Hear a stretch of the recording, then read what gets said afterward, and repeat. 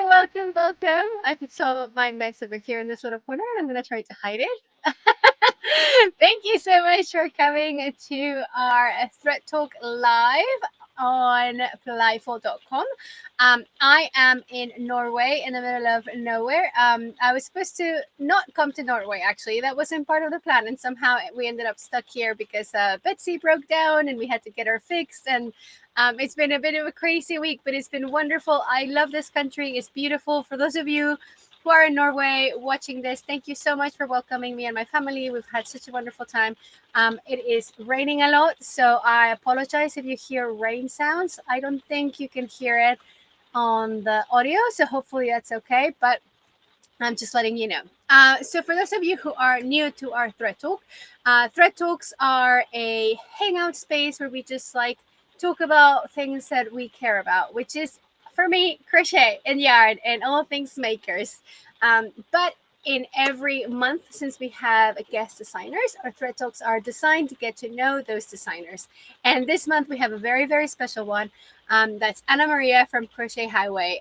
She is a crazy good crocheter, and not just good at technique, but I think her vision in garments is really cool. The way she thinks about lines and colors, and she does this reversible thing that's amazing, and I'm just so excited to get to know her better.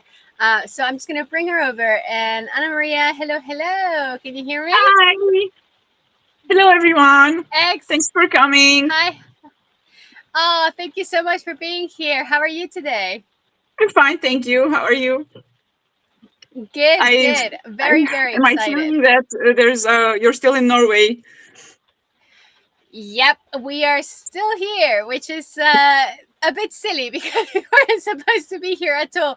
And last minute, we said we are so close to Norway, we can't not go. So let's just go for a couple days, right? We'll be in and out in 3 days. And then Betsy broke. Last time I talked to you, it was the 1st of October, right? Well, the day before that, Betsy started making a funny noise, and now we are still here. But at least we're moving now. Where are you headed next?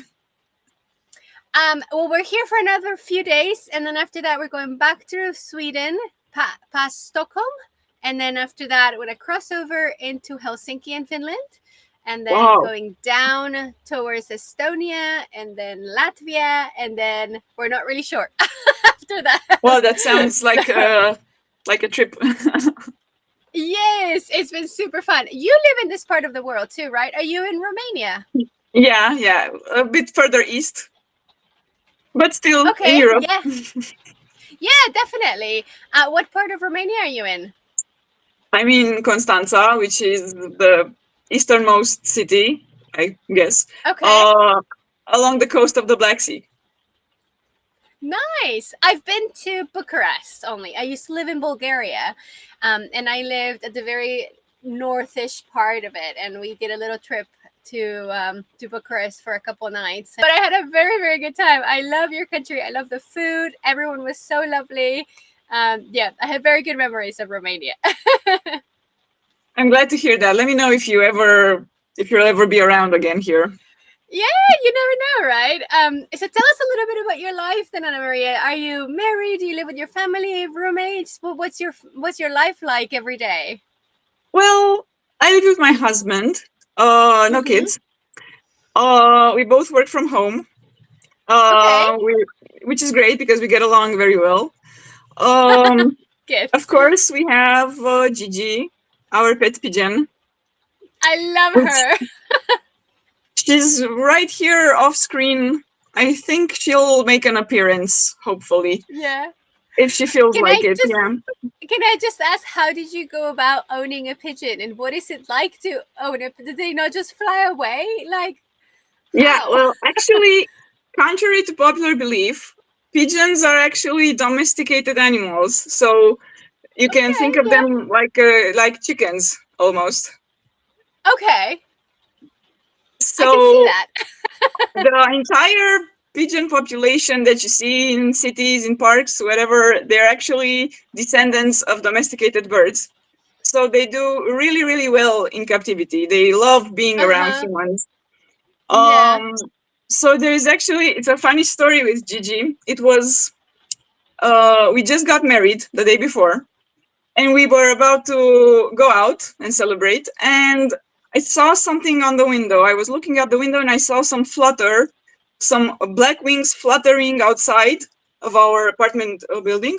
And I said to my husband, "Oh my God, Mm-hmm. let's see what's happening there. It looks like a bird in distress, you know?" So we went, we ran there, and there was the neighborhood cat who was playing with a bird, a Oh. blackbird, which we assumed it was a crow or something like that. Mm-hmm. My husband managed to get close to the scene and shoo away the cat. And then we were Yeah. left with this tiny little bird who didn't even have all the feathers. And I was like, "Oh my Oh. God, we cannot go to our meeting and keep going like this, because this bird really, really needs our help." So I called it off, and we rushed to a veterinary cabinet. And then the doctor did some shots, prescribed some medicine. Anyway, we took her in with the plan was to keep her for, like, I don't know, until she gets better and then release Uh-huh. her. However, we couldn't do that anymore because we really got attached to her and she got attached to us. Yeah. And yeah, I had my husband wasn't really keen on keeping her at first, but given that it was just the day after our wedding, I said, "Oh my God, this is a sign, you know, you can't just ignore a sign from the heaven." Sorry. So I love that. he accepted keeping her.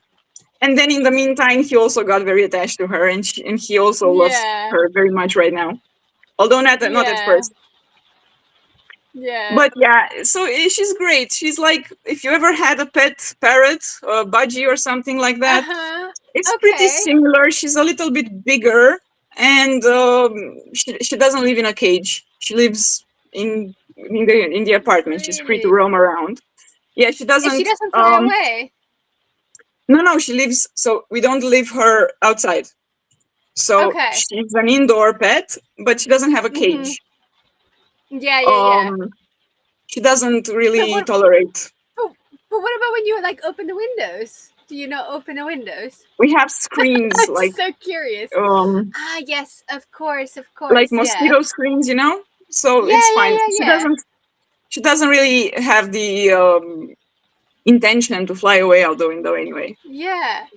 I am so glad I asked because I thought it would be a little disappointing if you just went like, "Oh yeah, I went to a shop and bought her." Like this is such a good story. Oh hi, Gigi. That's awesome. Oh my god, I wanted one now.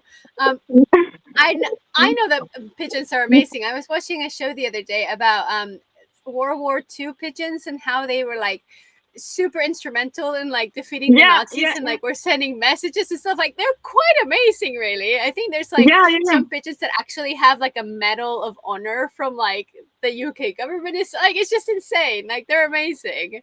Yeah, they're really, really That's intelligent birds. I mean, I know that maybe a misconception or something that they're kind of dumb or something like that. They really are, and they're really intelligent, and they recognize human faces. I, oh wow, Not just Gigi that's so because cool. she lives with us, but Uh huh. generally a pigeon can get accustomed to a person and recognize their face. Yeah. That's so cool. I love that. Anyway, enough pet talk. Tell us about your studio behind. I mean, that looks like such a lovely space you got in your house. Is that where you do all your work or is that your living room? I hope They're that's your both. living room because that makes me so happy. Yeah, that's our living room, which I happily transformed into my whole studio. So everything in our house has something to do with yarn in one way or another. But That's yeah, I love awesome. my displays here. Well, Yeah. this one is filled with secret stuff, so I guess it's best you don't quite see it. Put your face in front of it. Nice. That's so cool. I love your house. And tell us, what do you do for fun other than crochet, if that's even possible? Well, lately not much, to be honest. Hmm. This whole year has been like I'm crocheting everywhere whenever I can. But generally, I like to watch movies with my husband, go Hmm. outside, take a walk. Generally, I'm a pretty indoor person, so I enjoy Okay. board games. Um, but yeah, most of the time I crochet. I mean, I crochet a lot. I love that. You know, the other day that we were broken down, so we couldn't go, right? So we were at this campsite, and I told Cal, "Can I just do some work? Because I needed to do so much computer work." So I was in Bessie, like literally the whole day working while the kids were out in the playground, and then Cal went for a hike, and I was just indoors. And then at the end of the day, I was like, you know what? I feel like I've gotten so much done, but like I haven't gotten to relax at all. And like I really want to just do something for myself. And he's like, oh, do you want to go like for a hike by yourself or go for a walk? I was like, I just want to sit down and crochet, maybe read a book. Like, and he's like, yeah, but you've been inside all day. I'm like, I know, but that makes me happy. Yeah, So yeah. I get you. Are you also the type that when you crochet, your mind flies away and you think about Oh, a bunch of stuff? yeah, yeah, definitely. I've actually just discovered a talent that I can read and crochet. Not all crochet projects. I'm working on a Tunisian crochet at the moment, Mm, and I can't Tunisian crochet and read at the same time, which is very annoying. But I can do most regular crochet and read, and I love really? that because projects go so quickly when you're just like reading a book, and it does take me a little bit longer to read the book, but not the crochet. So I'm enjoying that whole like thinking of something else. That's But quite it's also cool. interesting because I know a lot of people that can knit and watch Hmm. and read something at the same time, but not so much with crochet. Yeah, yeah, yeah. I knew I could do it knitting, so I gave it a go a little while ago with crochet, and I was like, "Oh my god, I can do this!" But yeah, at the moment with the Tunisian crochet, I'm like, I can't. I read literally like 3 words, and then I'll do a stitch, and then I'll have to come back and find where those 3 words are, and then read them again, and then I'm like, this is ridiculous. I need to stop this. So So I guess yeah, it's I just don't do a that. practice thing. It's something you have to get used to. Yeah, yeah, especially like my previous project, I had these stitches that I had like clusters, so it's like 4 or 3 stitches in the Mhm. same stitch, right? So you're doing this repetitive motion into the same stitch, so you don't actually need to look at where the hook is going into because it's going into the same place, and that was really really easy.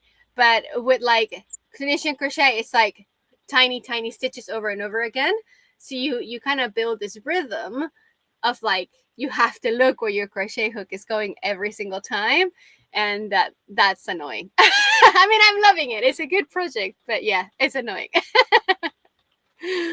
Anyway, okay, thank you so much for telling us about your life. That sounds really cool. We should definitely hang out. Tell us about now your crochet journey. Did you start like, are you one of those like YouTube self learners, or like is your family from a long history of crocheters? Like, tell us. No, I think my grandma and my mom both know how to crochet, but actually I didn't learn Okay. from them. I learned from YouTube Okay. when I was about, I don't know, 17 years old or something like that. Mm-hmm. Um, my first projects were trash. um, I remember I used to follow this YouTube channel. I think it was called something like The Art of Crochet or something generic like that. But still, she was Okay. showing us how to make a beanie, and mine turned out a beret actually, because Oh, I was probably adding way too many increases, or too of many course I had no stitches, idea yeah. about gauge or anything like that. But Oh, still, yeah. the shape of the crown was like more of a beret style. It actually turned out pretty cute, but I've learned a lot since then. And Yeah. yeah, well, sometime after the pandemic, I thought, what if I were to be able to make my own patterns? Maybe, who knows? Oh, wow. And Okay. yeah, the ever since I've been learning new things about crochet, about construction, about social media, websites, everything that goes into this business. Every day is a Yeah. journey. Um, and yeah, I'm never bored. Yeah, that's good. Had you been crocheting regularly then, or did you just pick it up to turn it into a business? Well, I'm very actually, curious about that. I learned when I was about 17 years old, and I crocheted Okay. for, I don't know, not very seriously by any means, probably less than a year. After that, I went to Mhm. college and I had my first job, and I didn't crochet that much for quite Yeah, a yeah, yeah. quite a few years actually. And then I Mhm. think it was right before the pandemic hit. I just on a whim said, "Oh my god, how cool it would be to make something, to crochet something," and I kind of got back into it. And Yeah. then the pandemic hit, and I did a bunch of crochet again. I think I made 2 blankets, like king size blankets or something like that. Wow. Uh, and then I said, well, let's try, and I don't know. I think I wanted to share my work with the world because I was just crocheting Mhm. alone in my house and not sharing anything anywhere. And I thought to myself, Mhm. well, there has to be more to this. And there is. There's a wonderful, wonderful crochet There community. is. I mean, I I had love no that. idea. I had no idea the world, the vast world of this crochet and handmade community, let's say, that we have online. And Yeah. it's absolutely wonderful. I couldn't have imagined it. I'm really glad I took that first step and opened up an Instagram account. Yeah, yeah, definitely. And also not just like the opportunities as well, that it opens like business wise, even if you're not selling patterns, like, there's all these companies that want to like showcase their work and that they're willing to contact makers and stuff. Like there's just so much that goes Yeah. into the world of crochet. And like sometimes I tell people what I do and they're like, why would you do that? I'm like, there are people that want it. Like there's so many Yeah. crocheters out there. It's really cool, isn't it? Yeah. It's, Nice. I guess I can see how it can be a bit, I don't know, hard to understand for someone who isn't part of this world at all.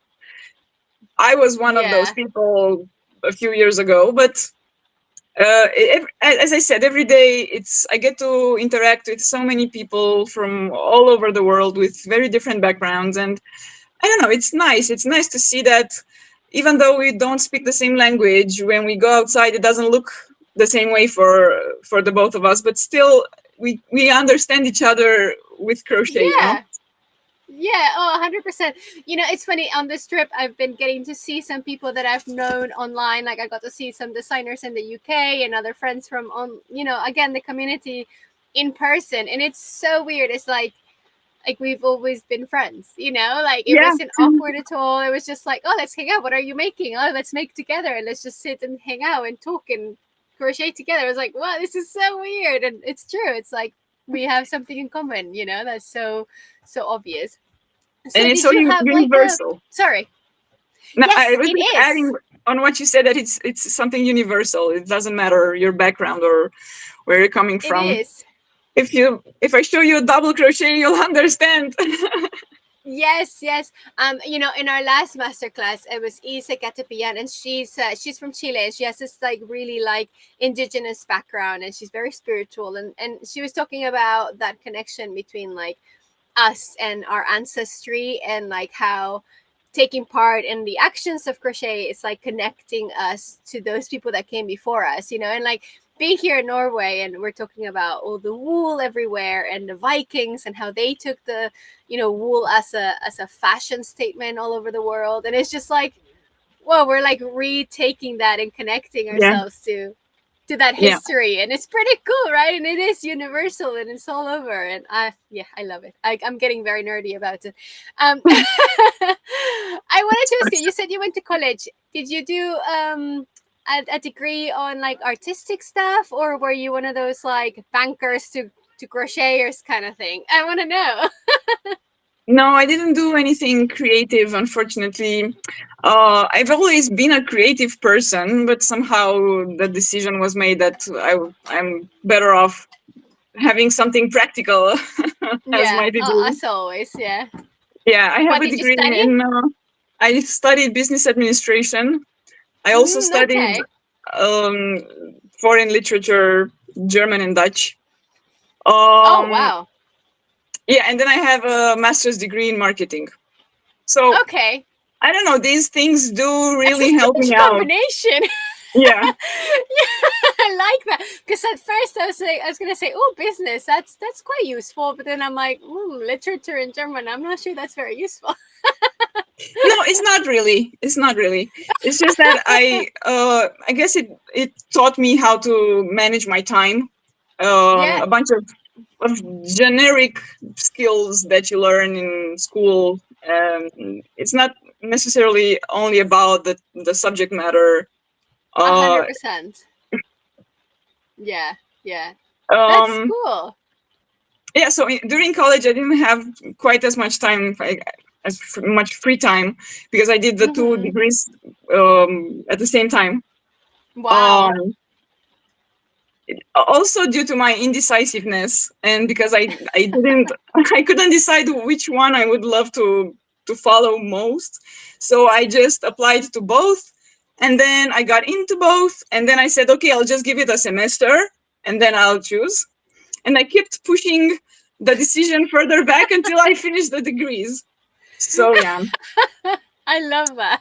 but it didn't quite give me so much free time to do pretty much anything other than study and prepare for the exams. And yeah, but Yeah. it really did teach me how to manage my time and prioritize and Yeah. do a bunch of stuff in a shorter amount of time.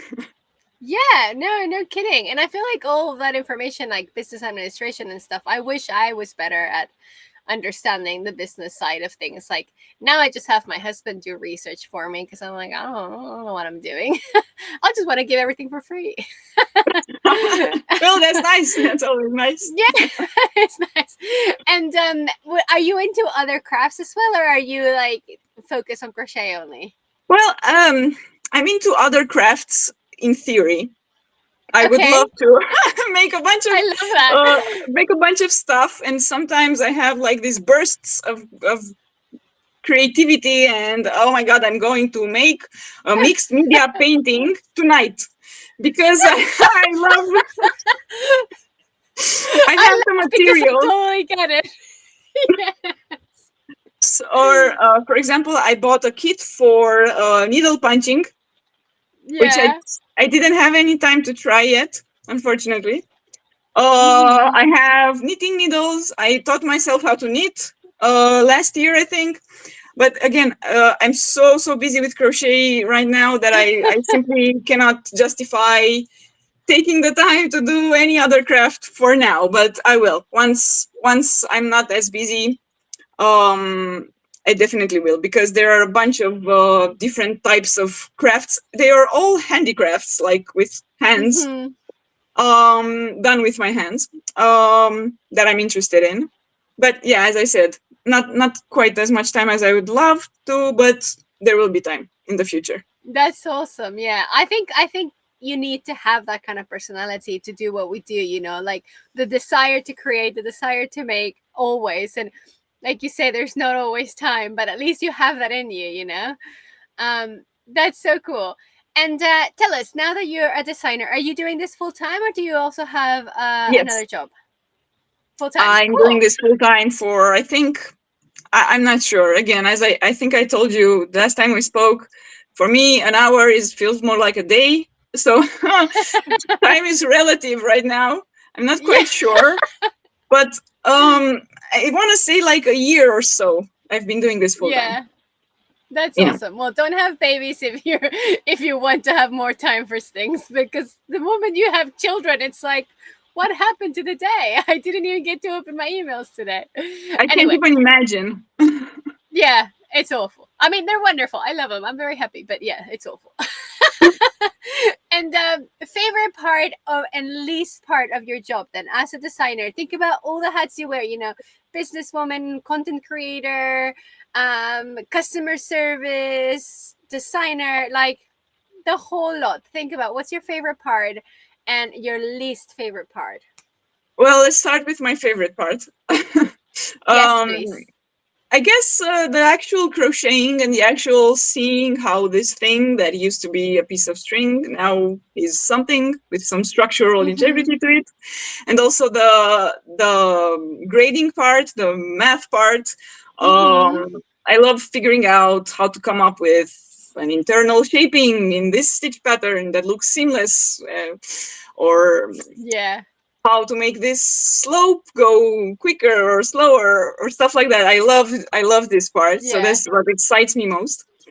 Um, what I I don't know. There's nothing I don't like at all. I mean, there's in every facet of what I do, I have something that I love about. So, um, Yeah. for example, for a long while, I didn't really enjoy making content all that much. Okay. But I never really hated it. For example, so it wasn't Mm-hmm. like, oh my god, I have to do this. It was like, I have to do this. Yeah. But I in can hear time, it. you I can get hear it in your voice.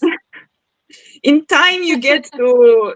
So my philosophy is that um the more you do something, the better you get at it, and the more Mm-hmm. you could be able to find things that you love about that particular thing.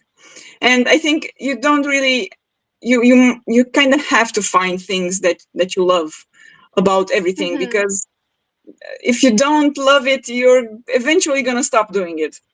So Yeah. I think you just have to try and find, what do I love about this? There's surely something enjoyable for me in this, Mm-hmm. I don't know, content creation activity.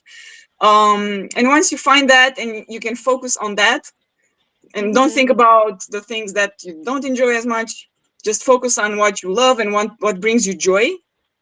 Mm-hmm. Everything will, I think, will just string together afterwards.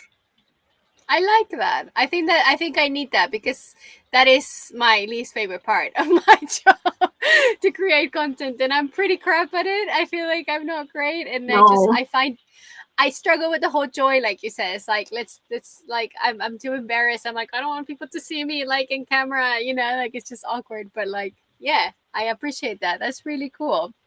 All right. And how about your projects? I feel like you have so many patterns out at the moment, and you have a huge array of tastes, right? Because you have texture, and then you have color, and then you have your reversible patterns, and then you have like all of these like eclectic kind of categories, I guess you could call them. What do you think? Do you have a favorite project that you're like making this was like amazing? Or something that like you always think of and remember how good it felt to finish it or to wear it or yeah. well, um, I think I like to explore things. So I feel like I get my satisfaction out of figuring things out. Okay. So I there was a time when I had never before designed a circular yoked sweater. So I designed a Mm-hmm. circular yoked sweater. And then I designed another circular yoked sweater where I improved something in my process, in Mm-hmm. the design, in the fit, in anything. Then there was a time when I never had made the raglan before. So I made a raglan. I think like I wanted to teach myself how to do all these things, because you Yeah. never really, it would be quite static for me to have one style or one sweater construction style and just repeat it with different stitch patterns. I think that's okay. I mean, there are definitely some favorites, but I just wanted to try them out first before deciding this is what I enjoy most. Mm-hmm. um as for the question about if there's something that I love the most making, I think my Scorpio raglan was super super challenging for me. Yeah. I really felt like a superhero once I figured out the raglan increases. I totally get that feeling. And now it's funny because looking back, I don't think that it's as impressive. I don't know. I think I would be able to do it again and better today. But Mm, when I did it last year for the first time, it was, oh my god, this is amazing. Um, yeah. but yeah, I'm still in a phase where I don't want to do the same thing over and over and over again. I want to try out different things. Yeah. So are you one of those? I mean, like me, I have like a new favorite baby after the one that I'm working on that moment is my favorite Yeah. project. And then as soon as I finish it, I'm like, I mean, I love it, but let's just do the next thing. Are you kind of like that Yeah. too then? Yeah, Yeah. exactly. Everything is my favorite as I'm working on it, and sometimes, as I'm working on it, for example, if I get to the bodice part where it's kind of boring, starting to feel a bit boring, I'm already thinking what I'm gonna do next. I do the same thing. I'm so glad I'm not alone. And what about wearing your garments? Are you one to wear your handmaids often, or are you one of those that kind of saves them for the special occasion and then never get worn? I'm actually one of the second category, but I feel Really? like yeah, I feel like I'm too precious about them because I fear that I'm gonna spill something, I'm gonna snag it, and who knows? Maybe I need to make another photo session with that sample, and it will be ruined or something like that. But I know that I have to fight with against it. So I think that this is a situation where you have to do as I say, not as I do. Yeah. So what I'm saying is that you should wear your handmaids as often as possible Yeah, because yeah. No, I so much totally get work it. went into them. So it would be such a shame for them to just sit on a shelf. Yeah, for sure. But I also get the opposite though. Like on the first leg of our trip, I brought one of my favorite handmaids, and the the armpits felted because it was made with non superwash wool, and it was hot, and I wore it in the summer, and like the armpits literally felted, and I just keep thinking, no, I shouldn't have worn it. But then I keep like trying to convince myself, like, obviously you should have worn it. This is why you have it, right? But now I'm like Yeah, really scared, especially if I haven't released the pattern. Like, it's like, no, you can't wear it until like it has been released. You're definitely not gonna do any more like intense reels or pictures. But yeah, it's a difficult fight, isn't it? yeah, it really is. But I mean, at some point, as you said, you're not going to need to photograph it in its best possible shape anymore. So Yeah. I've also learned a lot about the yarns that I choose, and I've like projects that I didn't realize I didn't enjoy the yarn. And now that I've worn them a lot, I'm like, yeah, oh, they didn't age so well. Like, it's like you get lots of bumps and stuff. And then other projects that I'm like, I wasn't super in love with that wool after wearing that, like my Kande pullover. I've worn it so much and it still looks perfect. And I'm like, oh, nitpicks, all right. I'm in. I'm gonna use that yarn again that's a because you great can point. like Yeah, learn a lot, from the yarn. But and I yeah, mean this. that's what I've I learned.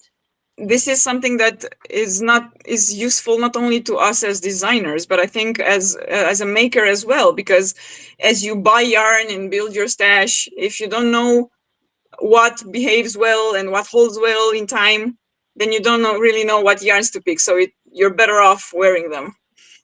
It's true. It's true. I should probably do a reel about some because, like, I do have a few examples that I'm like, oh, this did not age as well as I expected, and then others that I'm like, oh, that was very cheap yarn and it did really well. So I think it matters, doesn't it? It helps. I think I see it as it's just one of those things that helps you grow as a maker, Yeah. just gathering information. Yeah, exactly. I completely agree. And now that we're talking about the design process, like you were talking about how you enjoy, figuring out the maths and all that. So, are you one of those that does all the maths before you start crocheting? Are you one of those that kind of improvises as you go, or a mixture of both? Like, what's your design process? Well, I think it's a mixture of both. So what I'd Mm-hmm. like to do, and this is my process that I've refined over time. So I didn't do Mm-hmm. this from the from the get go, but I find that what works best for me is breaking the sweater. Let's say I'm making a sweater, breaking the sweater into its components. So Okay. what I would do is I would swatch. If yeah, I most of the time I start with swatching just so I know what gauge I'm working with. Yeah. I'm pretty confident in my gauge swatching, so I'm not one that makes like a whole huge blanket for a swatch. Sometimes I make like a 2-inch swatch, even though don't do that. make a 5-inch swatch always. Yeah, do as I say, not as I do, right? But sometimes if I know the yarn, if I know the stitch pattern, I Yeah. can expect that, oh my god, I know this is going to be a 20 stitches per 4 inches gauge, and then I check and it is, and I can move on from there. Yeah. So I grade the yoke. If Mhm. it's a top down sweater, I grade the yoke. I start making it. I check that everything that I've written down for my size makes sense. I write the pattern for the yoke. Then I move on to splitting the yoke. I grade that part. I write that part in the pattern. Then I crochet it. I take any necessary pictures, Wow. step by step pictures that I know I need to include in the pattern. And then I move to the body and to the sleeves. And so I pretty much I like it when I don't advance with my sample quicker than with my grading and my written pattern. Oh Um, my god. That's a because system right there. Everyone write this down. This is how to do it. and it's not always easy because sometimes you're really in the mood to just crochet and not think about the math. Mhm. Maybe I'm Yeah. tired, maybe I'm not in the mood to take any pictures, maybe I don't have battery in my camera to take pictures, and then I'm like I can't crochet further past this point. So it can be a little frustrating. You have to time your Mhm. your steps. This is also why I love having 2 or 3 projects on the go at the same time, because I can switch them around. If I feel like I want to grade something, I can pick up the project that it's in that stage. And then if I feel like just crocheting, maybe I have a project that's in that stage. So I'm Yeah. most of the time I'm able to like juggle them so they suit my needs, so to speak. Yeah. But yeah, if you make the sample, so in my case, whenever I move with my sample past the point of grading and writing the pattern, it will absolutely be the case that I'm going to be, oh my God, what did I want to do here? Why did I do this? How did I do this? It would have been so much easier if I just wrote it down at the time of making. So, yeah, Of most of the course. time I'm at my computer with my spreadsheet and my Word document open with my sample on my lap, and I just crochet and write and crochet and write. Wow, I don't think I've ever heard anyone that does that. I'm so impressed right now. I'm the Mhm. kind that writes the whole, like, does the whole garment. Like, I'll do all the grading and then I'll do the whole garment.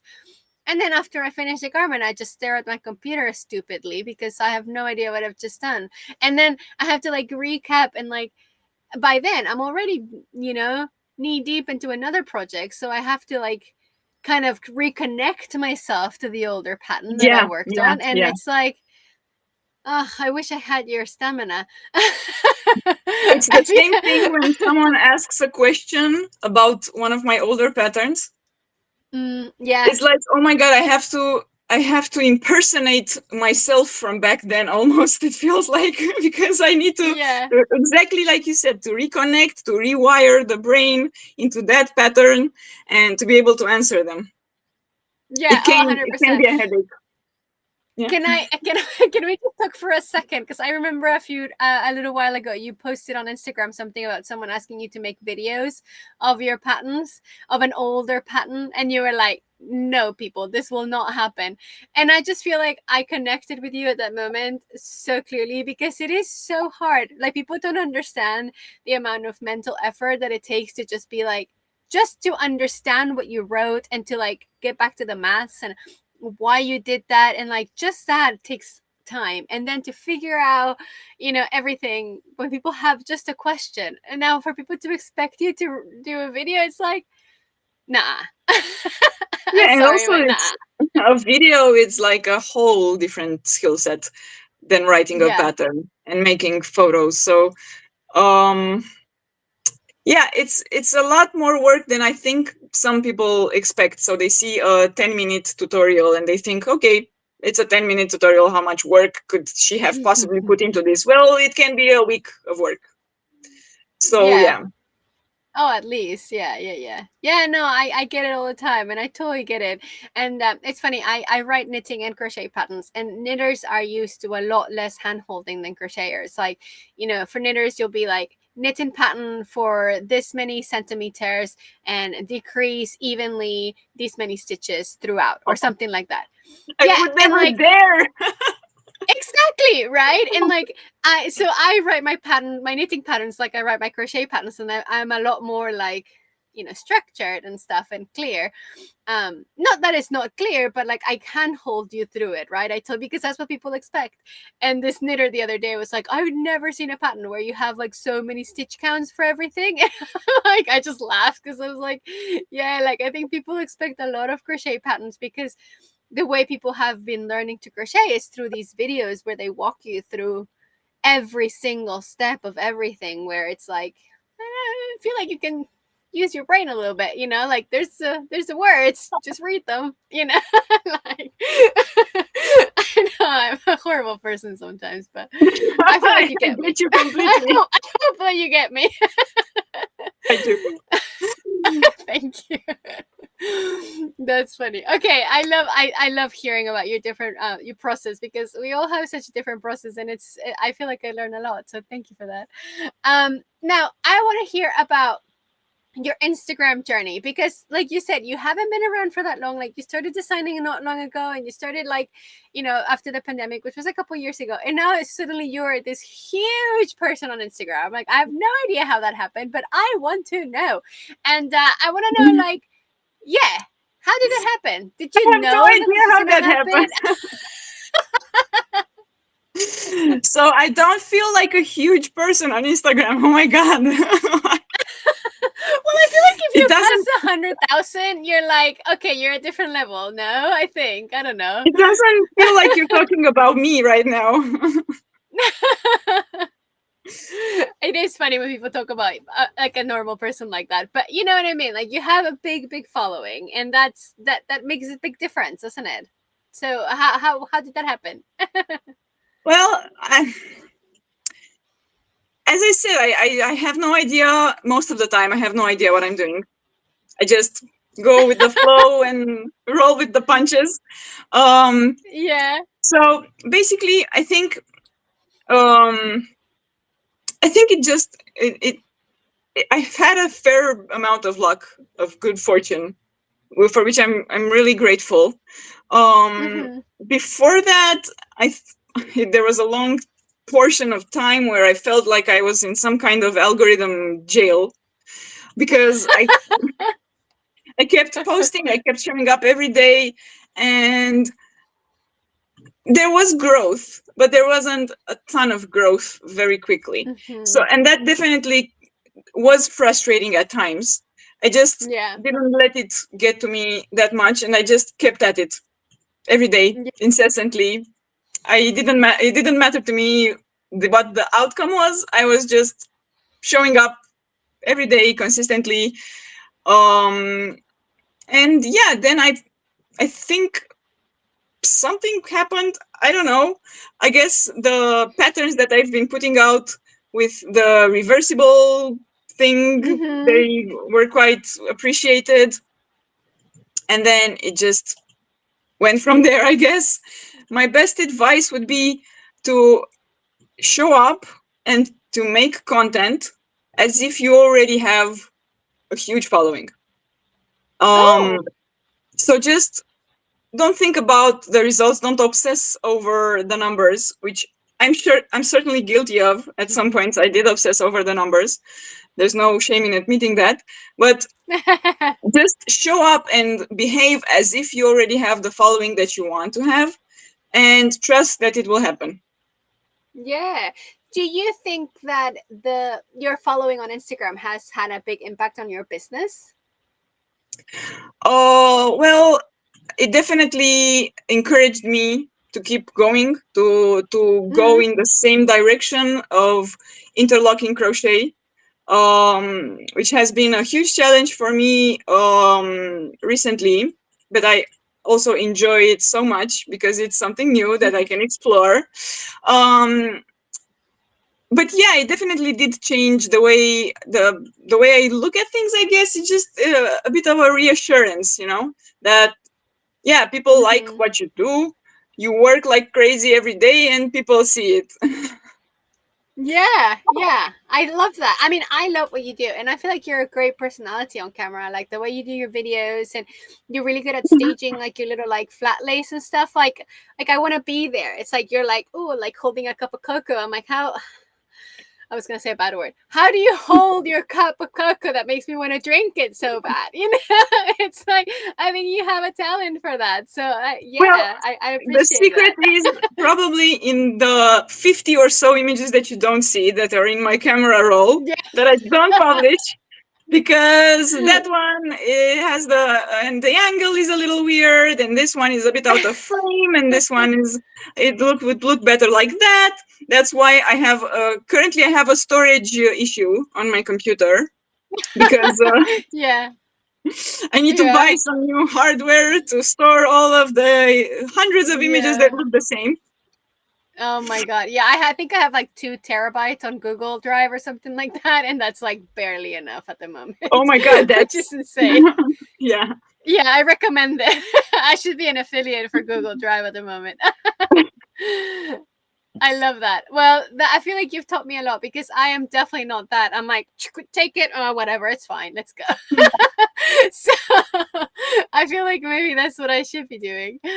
And okay, so you've been a designer, you'd say, for about a couple years, 3 years so far. What would you Um, say? let me open up my Ravelry and see when I published the first pattern because time is relative. That's yeah, I know, right? I love Let's that people know see. about Ravelry now. I feel like when I started, Ravelry was this kind of weird mystery for a lot of people, and then you're like, how do you not know about it? And it's so good. So I published my first pattern at the end of 2020. Okay. Oh no, it's been a while now. Then yeah, you're going for your 4 years. That's exciting. About 4 years, Was yeah. yeah. So in that time, what would you say are your highest, biggest high, and your lowest low?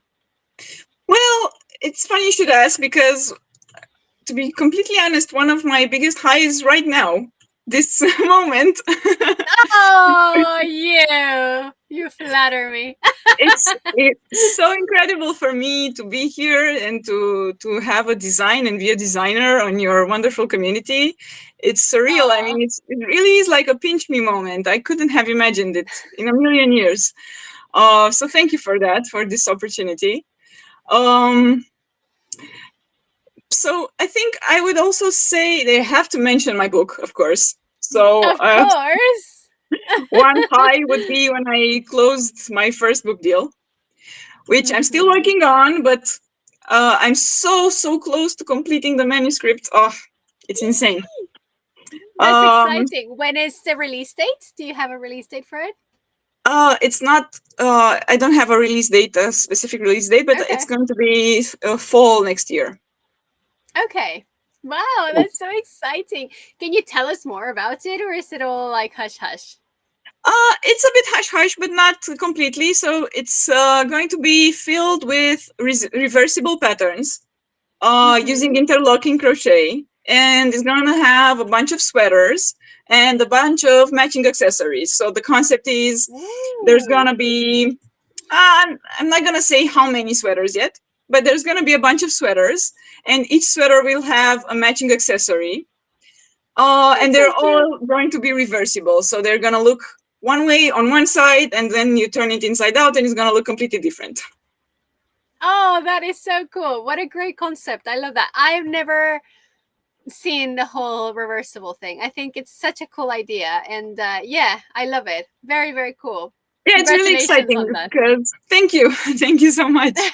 The reversible thing is really exciting because you put so much time into a sweater or into anything.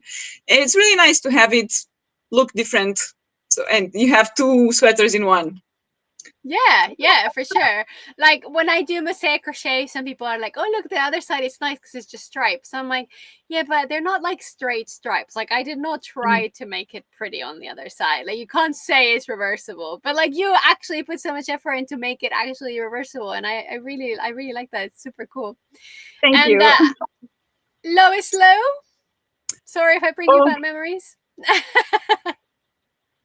well, I think it probably has to do with there was a soul crushing moment in early on in my career. Yeah. Yeah. I think it was the first year that I was putting out patterns early on in the first Mm-hmm. year. So 2021, I guess. Uh, I had an Etsy shop and I was putting my patterns there. And it was about time to publish a new pattern. So I wake up in the morning, all excited to publish another pattern. And I log into my Etsy shop and only to find out that I cannot log into my account because they had closed my account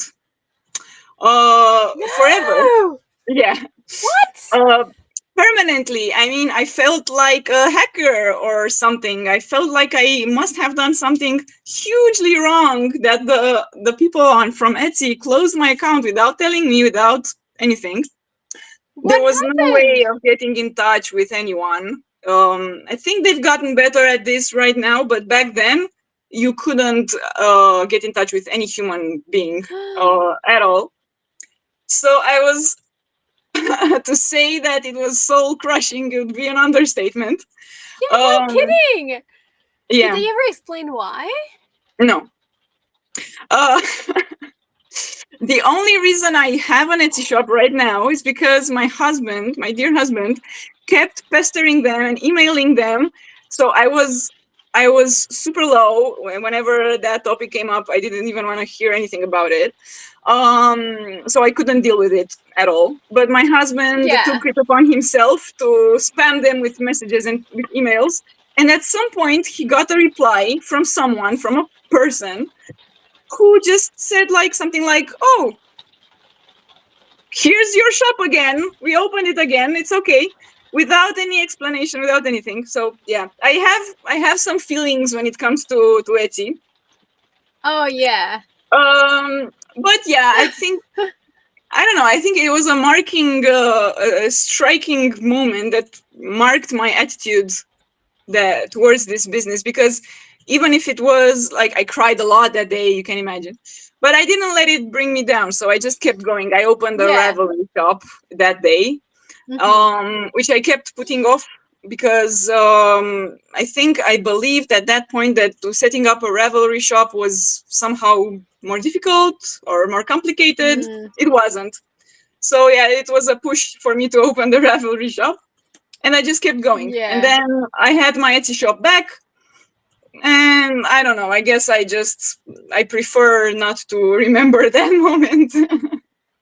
That's so crazy though. Oh my god. Etsy has some crazy stories. I thought you were going to say about review because I remember all like people on Etsy are ruthless with their reviews. Like I Yeah. used to cry all the time. Like I'd wake up to a 1 star and be like now I'm just Every like, time oh, that this person. uh, that logo, that notification comes up on my Yeah. phone with the Etsy, I'm like, okay, bring it on.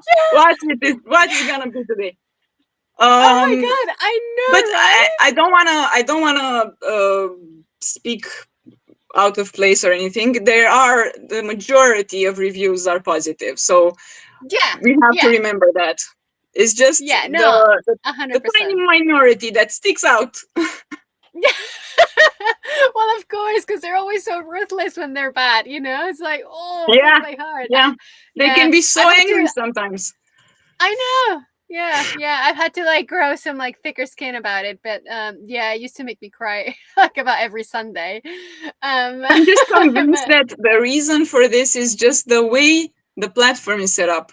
I think yeah, it perhaps people don't really realize they're talking to someone who has a small business. Even though the yeah. whole concept of Etsy is small business, somehow there's this disconnect. I don't know. I never get angry messages on Ravelry. No, exactly. And I think the people that buy from Etsy are not necessarily like hardcore crafters, like crocheters. They're like general crafters. So they're like, oh, I'm going to dip my toes into this. I'm going to dip my toes into that. But they're not like committed in the community. You know what I mean? So I feel Yeah. like they Yeah. think, oh, you're just like a random that I don't care about, you know? So Yeah. they're more intense. Like I remember one time I got a review and they were like, I've been crocheter for crocheting for 3 months, and I know how to do everything, and I just do not understand a single thing of your pattern. I'm like, oh, 3 months. Like, it's like, whoa, you know everything, honey. Like, just take your time, love, like, learn, it's fine. But you're just like really intense, like, entitlement and stuff, like. But Yeah. then you get the other lovely people, right, that love your work, and they're like willing to put a picture, and they're like, oh, I made this pattern, like, and it makes a big difference. So anyway, sorry, I told you I'm a horrible person. All right, tell us about tell us about harmony. It's almost time to go, and we haven't talked about it at all. Look at that beauty. Tell us about it. Inspiration. What was it like to work with a yarn? Any tips? So I always wanted to create a circular yoked sweater from the top down using the moss stitch, the two-color Mm-hmm. moss stitch. Because I think it's just one of my favorite stitches to work with. Yeah. It's just so effortless to crochet, and it doesn't really Mm-hmm. look like crochet. You don't have those horizontal lines that you get typically, for example, when you have a sea of double crochets. It looks a certain way. It looks crochet. This one, Yeah. not so much. Yeah. Yeah. It Yeah. has that chic element to it. And I think I I wanted to pick a stitch that was sophisticated enough so it looks amazing, but also simple enough that it allowed me to manipulate and shape the fabric in a certain way so that it's super easy for you to make adjustments as needed, Mm-hmm. to measure yourself and decide I need to follow the pattern up to this point, and then I need to make this adjustment, and so on. We'll talk about this in the class in Yeah, a I'm so bunch of. excited about that. I was just about to ask you about the adjustments, but yes, yes. So in the class, you're going to be discussing how exactly to make those adjustments, or what are you going to include in there? So I'm planning on starting out speaking about this type of sweater construction in general. I'm not gonna linger too much on that. I'm gonna then move on to the harmony sweater, and I'm just going Mm-hmm. to go through the sweater like an X-ray and just take it part by part in chronological order and give my tips and my, I guess, things that you could look out for and what to measure on your body and how to adjust, stuff like that. Mm-hmm. That's awesome. Do you think these tips and adjustments are something that people can take and use on other top-down Yeah, designs, or is it just very yeah. specific? No, that's why I decided to talk a bit about the general sweater construction at the start of the lesson, so that hopefully people can take it as more like general concepts, if you will. Mm-hmm. Of course, I will specifically give examples on this pattern, but Mm-hmm. they will most probably be able to take it as more general and apply it to other patterns as well, because the concepts are the same. It's just if the sweater construction is similar, it doesn't really matter what stitch you're using. Yeah.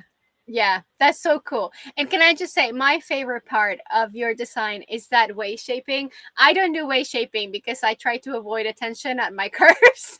But I think the way you've done it is just so beautiful. I think the lines, the way they connect, like, it's just such a elegant touch, and everyone should give it a go because it's beautiful. I love it. Absolutely Yeah, love I agree, and it. I think it's so nice that, so if you're going to have a circular yoked sweater worked from the top down with tapered sleeves, you already have everything you need to know in terms of Oh yeah. tools to make the waist shaping, because you have the increases from the yoke, then you have the decreases from the Mhm. sleeves, and that's it.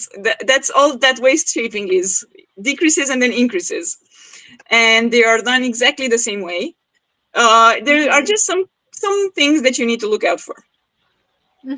I think it's so beautiful. Those lines are great. And harmony, where does it come? The name. What was the inspiration? Well, I guess I don't know. I just felt like the lines, the way they intertwine, and they almost like branches, but not exactly. I don't know. I just it inspired harmony to me. Yeah. Yeah, no, I can totally see it. Yeah, absolutely. I love it. Well, Um, thank you so much, Anna Maria. We are out of time, and this always happens, and we never get through all the questions. But I just, before we go, is there anything else that you're working on that you'd like to tell us about? Any special patterns? Anything else about your book? Anything else you want us to know about?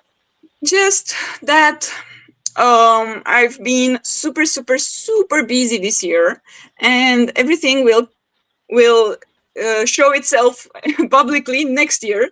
So 2025 is going to be huge for Crochet Highway. So you can Woohoo! hop on to my Instagram and my newsletter list if you like to receive updates via email. So you can stay in touch because next year is going to be crazy. Ooh, I am excited. I am in. That's so awesome. Well, thank you so much for coming.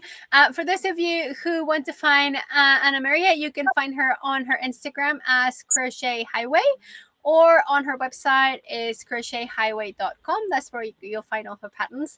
And yeah, for all of you Playful members, I am so excited to have you here. This masterclass is going to be wonderful. I cannot wait to learn from you, Anna Maria. And we just have so many more exciting things. Next month, we're going to have a crochet along. So for those of you who would like to try Playful, next month is going to be the best time. But really, this month is the best because you get Anna Maria's class and you get her pattern. So I think just sign up now. That's all I'm saying.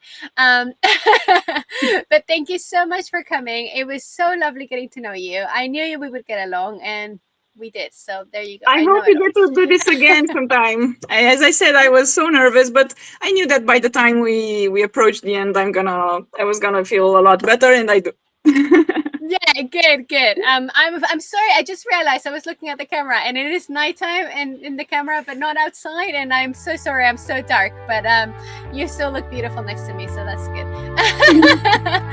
All right, guys. Thank you so much for those of you who came to watch it live, and for those of you who are watching the replay. Thank you for joining us anyway. And check us out more on playful.com and crochethighway.com. Bye, everyone. Bye.